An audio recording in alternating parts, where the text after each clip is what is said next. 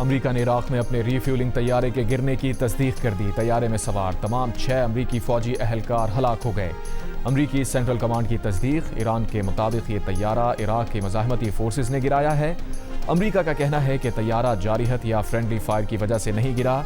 इसकी तबाही की तहकीकात की जा रही हैं। इसराइल और अमरीका के खिलाफ ईरान के जवाबी हमलों की 43वीं लहर। अमरीकी और इसराइली तनसीबात निशाना बनाई गई। ईरान की जानिब से अमरीका के तैयारा बरदार जहाज अब्राहम लिंकन को मिसाइल हमलों से शदीद नुकसान पहुंचाने का भी दावा। ईरानी मिसाइल तल अवीव पर भी गिरे। सेंट्रल इसराइल में ईरानी मिसाइल गिरने से आग भड़क उठी। इसराइली रोजनामे यरूशलेम पोस्ट ने तस्दीक कर दी।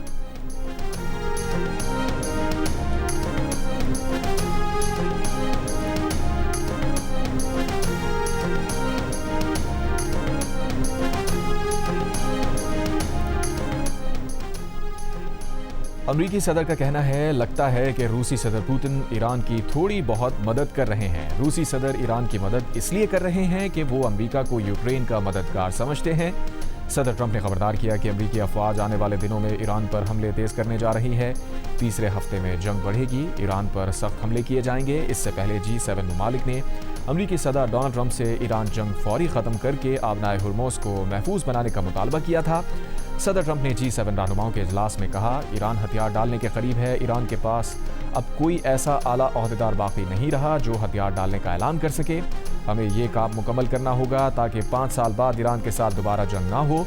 आबनाए हुर्मुज़ की सूरत हाल बेहतर हो रही है। कमर्शियल जहाज़ों को ऑपरेशन शुरू करने चाहिए।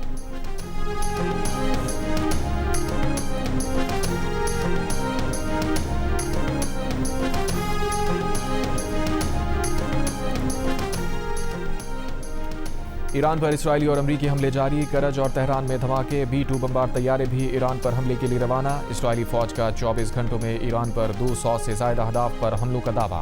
कहा, लड़ाका तैयारों ने बड़े पैमाने पर 20 हमले किए जिनमें मुख्तलिफ फौजी तंजीबात को निशाना बनाया गया।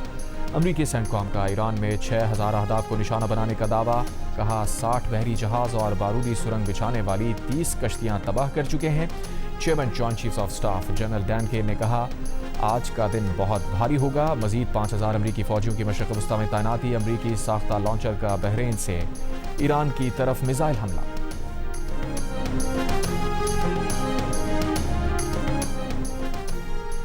दुबई, ओमान, इराक समेत दीगर खलीजी ममालिक पर ड्रोन और मिसाइल हमले। अमाराती हुक्काम की दुबई में दिफाई कार्रवाई के नतीजे में मलबा गिरने से इमारत को नुकसान पहुंचने की तस्दीक। ओमान में ड्रोन का मलबा गिरने से 2 अफराद गैर मुल्की जाँ बहक हो गए। सऊदी वजारत दिफा का 56 ड्रोन्स को फ़ज़ा में तबाह करने का दावा। कहा, रियाद के सफारती इलाके को निशाना बनाने की कोशिश करने वाला ड्रोन भी मारा गया।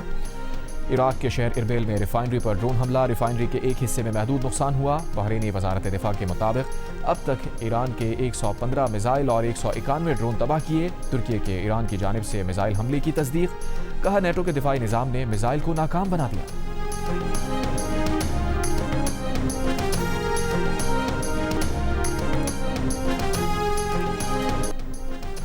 तेहरान और मशहद समेत ईरान भर में यौमुल कुद्स पर रैलियां। ईरानी सदर मसूद पज़ेश्कियान, वज़ीर ख़ारजा अब्बास अराग़ची, ईरानी कौमी सलामती के मुशीर अली लारीजानी और ईरानी पुलिस और अदलिया के सरबराहान समेत दीगर अहम शख्सियात और ईरानी शहरियों ने बड़ी तादाद में अल-कुद्स रैलियों में शिरकत की। तेहरान में इनकलाब स्क्वायर पर अल-कुद्स रैली में धमाका हुआ। बेखौफ शहरी नारा तकबीर बुलंद करते रहे। अमरीका और इसराइल के खिलाफ नारे लगाते रहे। कौमी परचम लहराते रहे। अब्बास अराग़ची ने कहा, दुश्मन को ईरान की ताकत पहचानने पर मजबूर कर देंगे। अली लारीजानी बोले, अमरीकी सदर नहीं समझ सकते कि ईरानी कौम मजबूत, आगाह और पुरअज़्म है। अल-कुद्स रैली पर हमला इसराइल की कमजोरी और कन्फ्यूजन को जाहिर करता है। इससे पहले अमरीकी वज़ीर जंग पीट हेग्सेट ने ईरानी रहनुमाओं के ज़ेर ज़मीन जाने का दावा किया था।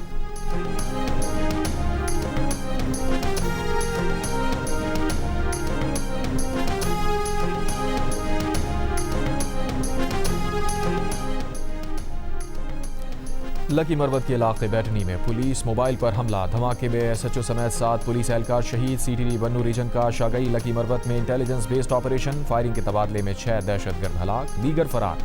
पाकिस्तान में फितनाल खवारिज की दहशतगर्दी की कोशिश नाकाम। सिक्योरिटी फोर्सेस ने दहशतगर्द तंजीम के 2 ड्रोन कामयाबी से मार गिराए। मलबा गिरने से मामूली नुकसान।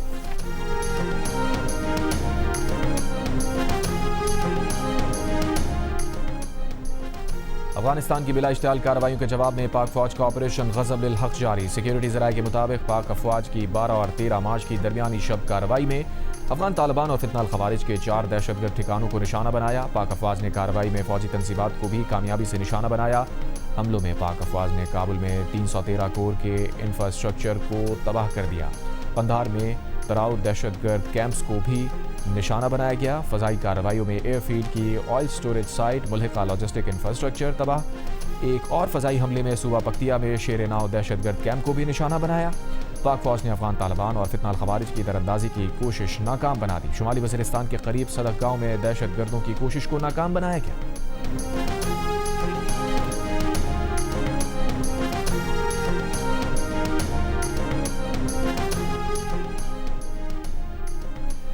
वज़ीर आज़म शहबाज शरीफ का आलमी मंडी में तेल महंगा होने के बावजूद मुल्क में पेट्रोल डीजल महंगा ना करने का फैसला। ज़राए के मुताबिक पेट्रोल को 50 रुपये फ़ी लीटर और डीजल को 75 रुपये फ़ी लीटर महंगा करने की तजवीज़ वज़ीर आज़म के सामने रखी गई थी, जिसे वज़ीर आज़म ने मुस्तरद कर दिया। वज़ीर आज़म ने कहा, मुश्किल हालात में गरीब आदमी पर बोझ कम करने के लिए अशराफिया और हुकूमत से शुरुआत का आज़म किया।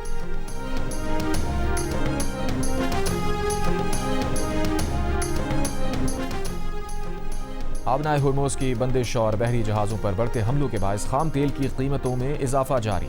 ब्रेंट की कीमत $103 फ़ी बैरल तक पहुंच गई। अब से थोड़ी देर पहले मामूली कमी के बाद $101 पर देखी गई। WTI $96 फ़ी बैरल पर ट्रेड हो रहा है। आबनाए हुर्मुज़ की बंदिश से रूसी तेल की मांग बढ़ गई। रूसी दुनिया को यौमिया $15 करोड़ का तेल बेच रहे हैं। अमरीकी जरीदे फाइनेंशियल टाइम्स ने लिखा है कि रूस ने हालिया दिनों में जो तेल सिर्फ चीन और भारत को बेचा है, उस पर सिर्फ टैक्स की मद में $2 अरब कमाए हैं। फ्रांस और इटली ने अपने बहरी जहाज आबनाए हुर्मुज़ से बहिफाजत गुजारने के लिए ईरानी हुकूमत से राब्ता किया है।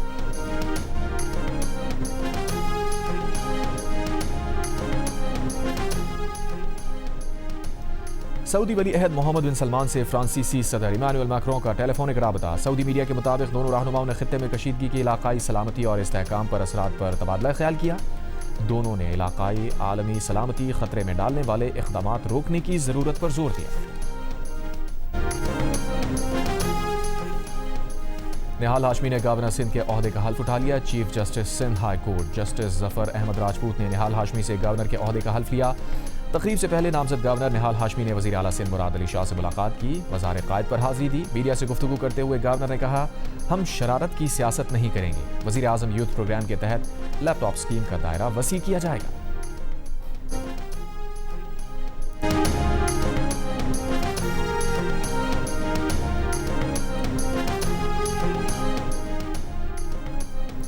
हुकूमत ने कामरान खान टिसोरी की तब्दीली से MQM को नवंबर 2025 में ही आगाह कर दिया था। हुकूमती ज़राए के मुताबिक गवर्नर की तब्दीली के लिए इस्लामाबाद में 11 मार्च को एक इजलास हुआ। खालिद मकबूल को मदऊ किया गया, लेकिन वो कराची में थे। वज़ीर आज़म हाउस ने खालिद मकबूल और गवर्नर टिसोरी को तब्दीली के फैसले से आगाह किया था। MQM ज़राए ने इजलास में खालिद मकबूल को इजलास में बुलाने की तरदीद की।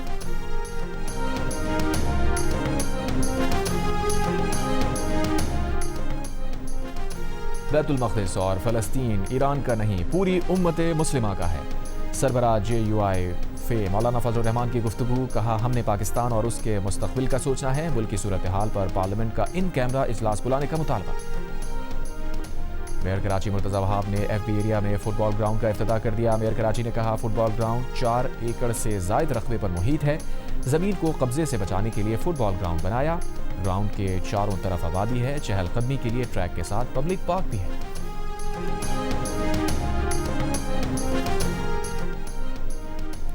कराची के इलाके जौहर मोड़ के करीब ट्रैफिक हादसा। डंपर की टक्कर से मोटरसाइकिल सवार खातून और मर्द जख्मी। हादसे में 2 मोटरसाइकिल्स और 2 कार्स को नुकसान पहुंचा।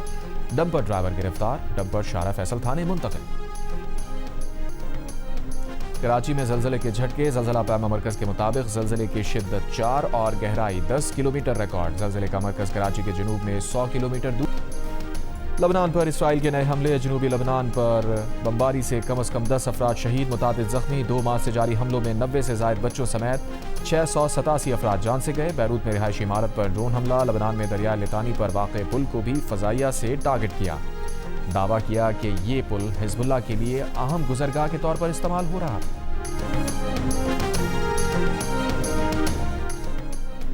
अमरीकी कंपनी प्लैनेट लैब्स ने सैटेलाइट तस्वीर 2 हफ्ते की ताख़ीर पर डाल दी। कहा, मशरिक़ वस्ता के मुतनाज़ सूरत हाल में ये फैसला आम लोगों की सिक्योरिटी के लिए किया गया है ताकि फ़रीक़ैन लाइव तस्वीर से सिविलियन को निशाना ना बना सकें। सैटेलाइट तस्वीर अमूमन लाइव ही जारी होती हैं। प्लैनेट लैब्स के मशरिक़ वस्ता की तस्वीर को 2 हफ्ते ताख़ीर से जारी करने के फैसले ने सवालात खड़े कर दिए। अमरीकी नाक़दीन के मुताबिक ये फैसला अमरीकी दबाव पर किया गया है ताकि बहरीन, कतर और दीगर अरब ममालिक में उसके फ़ौजी अड्डों पर हुई तबाही को कवर किया जा सके। अमरीकी हुकूमत प्लैनेट लैब्स के मुतादिद गाहकों में से एक है। कराची, लाहौर, इस्लामाबाद, पेशावर और कोयटा समेत मुल्क के मुख्तलिफ शहरों में यौमुल कुद्स की रैलियाँ, शहरियों की बड़ी तादाद में शिरकत। इसराइली मज़ालिम का शिकार फ़लस्तीनियों से इज़हार यकजहती किया गया। गज़ा और ईरान के हालात की मंजरकशी भी की गई।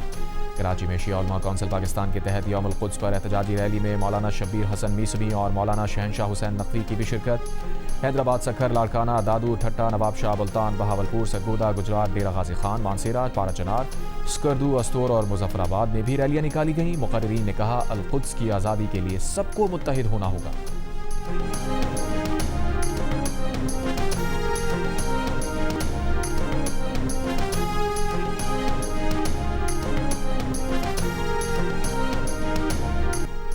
मकबूजा कश्मीर के ज़िला बडगाम में यौमुल कुद्स की रैली, हज़ारों अफराद की शिरकत। ईरान पर अमरीकी और इसराइली जारहियत के खिलाफ एहतजाज। आयतुल्लाह खामनाई शहीद के पोस्टर उठाए मुजाहिरीन का फ़लस्तीन और ईरान के अवाम से यकजहती का इजहार।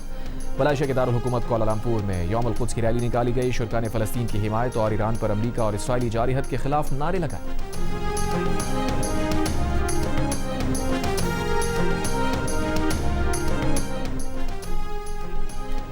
इसराइल ने मस्जिद अक्सा में नमाज जुमा पर पाबंदी लगा दी। मस्जिद अक्सा के सहन में नमाज जुमा की अदायगी नहीं की जा सकी।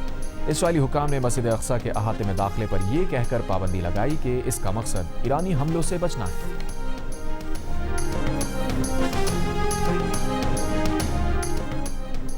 बरतानिया में सियासी पनाह के फैसलों पर अपीलों की तादाद 1 बरस में 2 गुना बढ़कर रिकॉर्ड सतह पर जा पहुंची। मीडिया रिपोर्ट के मुताबिक दिसंबर के इख्तिताम तक अपील पर फैसले के मुंतज़िर केसेस की तादाद 80,333 थी, जबकि 2024 में ये तादाद 41,987 थी। मौजूदा हुकूमत के इख्तियार में आने के बाद पनाह के इब्तदाई फैसले के मुंतज़िर अफराद की तादाद में 50% कमी। मिनिस्ट्री ऑफ जस्टिस के मुताबिक असाइलम अपील के इंतजार का औसत वक्त 63 हफ्ते हो गया है। दिसंबर 2024 के इख्तिताम तक ये वक्त मां सदाकत की ऑलराउंड कारकर्दगी। बैटिंग में सिर्फ 46 गेंदों पर 5 छक्कों और 6 चौकों की मदद से 75 रन बनाए। बॉलिंग में बांग्लादेश के 3 बैटर्स को पवेलियन भेजा। पाकिस्तान ने बांग्लादेश को दूसरे वनडे में डकवर्थ लुइस मेथड पर 128 रन से हरा दिया। पाकिस्तान ने पहले खेलते हुए 274 रन बनाए।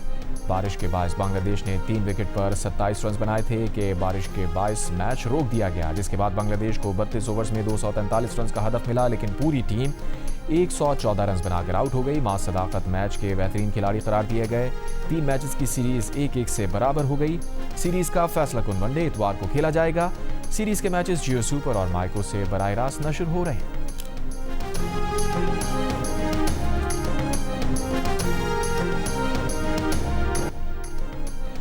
दूसरे वनडे में सलमान अली आगा का मुतनाज़ रन आउट। बांग्लादेशी कप्तान मेहदी हसन मिराज स्पोर्ट्समैन स्पिरिट भूल गए। मेहदी हसन की गेंद पर मोहम्मद रिजवान ने सामने शॉट खेला, गेंद बॉलर के पांव से टकराई। सलमान अली आगा ने क्रीज से बाहर रहते हुए गेंद मेहदी हसन को देने की कोशिश की। मेहदी हसन ने सलमान से पहले गेंद उठाई और विकेटों पर मार दी। अंपायर ने रन आउट करार दे दिया। पवेलियन लौटते हुए सलमान अली आगा का शदीद गुस्से का इजहार।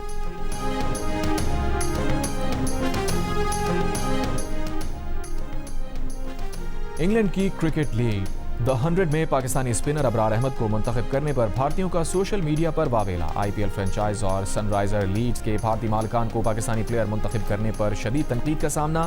फ्रेंचाइज का सोशल मीडिया अकाउंट इस कदर रिपोर्ट किया गया कि अकाउंट मुअत्तल हो गया, लेकिन बाद में बहाल कर दिया गया। इंग्लैंड की द 100 लीग की 8 में से 4 फ्रेंचाइज मालिकान आईपीएल फ्रेंचाइज के मालिकान ही हैं।